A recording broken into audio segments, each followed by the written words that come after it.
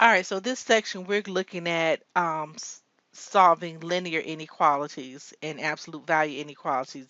But first, let's look at solving linear inequalities and the symbols and that you will see and the notations that you will use. So first of all, we have the inequality symbol is less than, is greater than. And we have the inequality symbol is less than equal to, is greater than equal to. So going back to the first one, is less than or is greater than. The notation we're going to use will be an open or closed parenthesis, and it depends on the statement of the inequality. But what this means, it says parentheses are used to indicate that an endpoint is not included as the solution. So this inequality that we have here that I'm pointing to, x is greater than 0. 0 is our endpoint, but what it's saying it is we're looking at all values that are greater than 0, but not including 0, such as 1, 2, 3, 4, 5, go all the way to positive infinity. Now, when there's an underline or equal sign under the inequality, the notation we're going to use will be an open or closed bracket. Brackets are used to indicate that an endpoint is included as the solution. So we're going to see this as we solve inequalities and absolute value inequalities. So make sure that you learn the notations as you see the symbols. Also, that another symbol we're going to be using is negative infinity and positive infinity.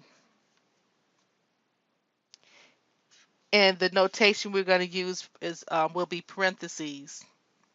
Parentheses are used when an interval continues on indefinitely to the left or right or the number line. We will use the negative infinity or positive infinity symbol. Also, positive infinity and negative infinity is not a number.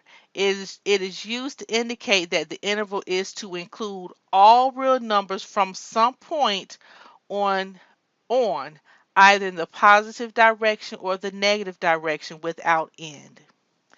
So we'll be looking at um, including negative infinity and positive infinity in our solution as we graph it or as we identify and write it as an interval notation. We'll talk about interval notation in the next video. Now, a set builder notation is a shorthand used to write sets, often sets with an infinite number of elements. A set builder has three parts: the braces, the part before this vertical line, and the part after the vertical line. Okay, so here you would read this, you would say for all x's, this vertical bar, we call that as such that, and then we read or write the solution. Okay, so for example, so here let's just say that imagine that we had an equation that we solved for and we solved it and it was expressed, this was our answer, x is greater than 0. So this is our solution set.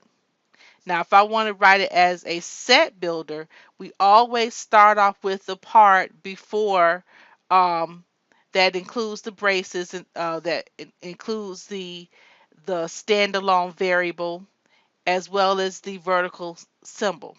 So as a set builder, we write it as for all x's, our brace here, such that x is greater than 0.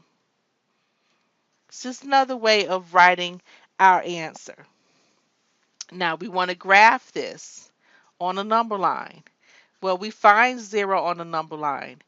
And because this is the symbol we're using is greater than, the notation we're going to use will be a parenthesis because we're saying that 0, yes, it is an endpoint, but it's not included as a solution.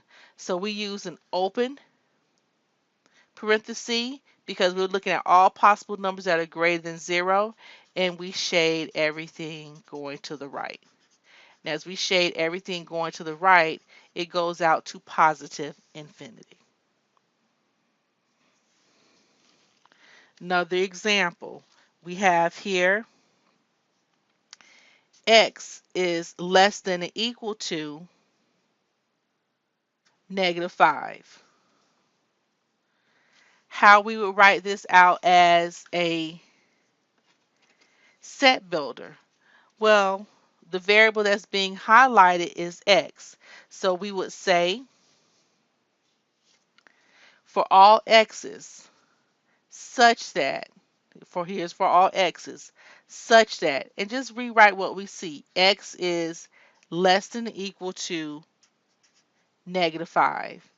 And we close that set. And then we graph it.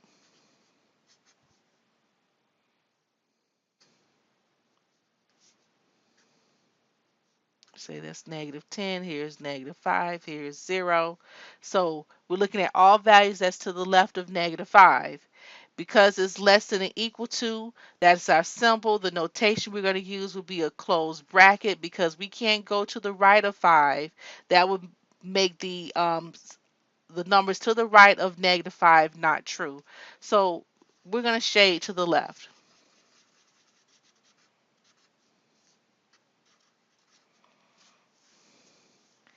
And on your number lines, you have negative infinity to the left, positive infinity to the right. Another example, which this is a compound inequality, where we have two statements in one. Here we have -1 is less than y, less than or equal to 7.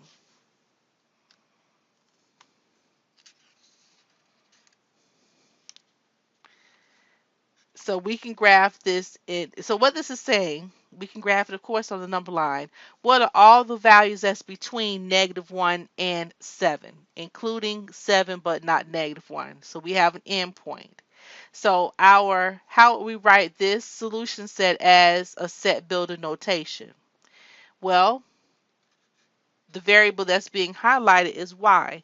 So we're saying for all y's such that -1 is less than y is less than or equal to 7. That's your set builder. When we graph this, if we're looking at all values that are between -1 and 7, that means it's not going to go to infinity nor negative infinity. So at -1, we have the less than symbol. We're using an open bracket. At 7, we have the less than or equal to symbol. We're using a closed bracket. And then we shade everything in the middle. And there we go.